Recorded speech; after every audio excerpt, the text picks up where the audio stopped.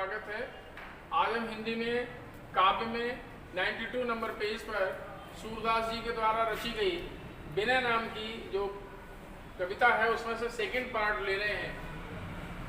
मेरो मन अनंत कहाँ सुख पावे। सूरदास जी ने इन पंक्तियों में एक भटकी हुई प्राणी की आत्मा के बारे में कहा है कि जिस प्रकार समुद्र के अंदर चलता हुआ जहाज, उस पर एक पक्षी बैठा हुआ है, वो चाहे कितनी दूर तक उड़ के जाए लेकिन कहीं भी उसे सहारा नहीं मिलेगा, लौटकर फिर उसे उसी जहाज पर आना पड़ेगा। इसी प्रकार हम इस चमकदार संसार में आने के बाद कितना ही भटक जाएं लेकिन अंत में हमें ईश्वर के पास ही जाना पड़ता है।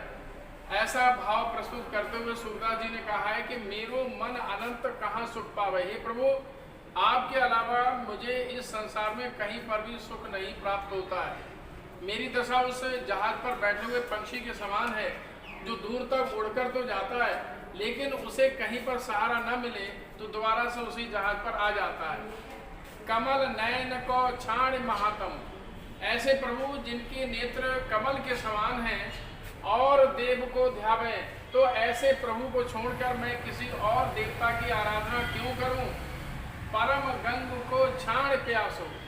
गंगा जी के पवित्र जल को पीने के बाद जो प्यास बुझती है, उस जल को छोड़कर मैं ऐसा दुर्मत क्यों हो जाऊं कि कुएं का जल ढूंढता फिरूं। जिहि मधुकर अम्बुज रस चाख्यो। जिस प्रकार एक भंवरा खिले हुए कमल में से रस चखने के बाद संतुष्ट हो जाता है, तो फिर मैं ऐसा पागल क्यों हो जाऊं कि क्यों करील फल भावे, मुझे कांटेदार वृक्ष के फल क्यों पसंद आएंगे।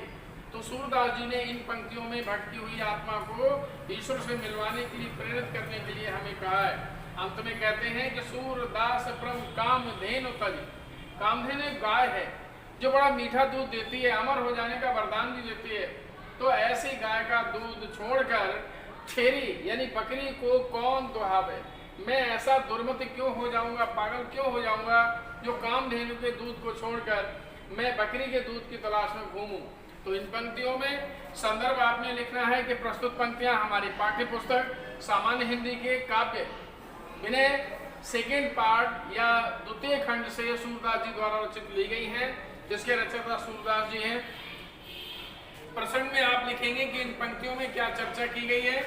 इसमें बताया गया है कि जब भटकी हुई आत्मा पूरे संसार में चमक से व्याकुल हो जाती है, संतुष्ट नहीं हो पाती, तो लौटकर उसे परमात्मा से मिलने के लिए जाना ही पड़ता है।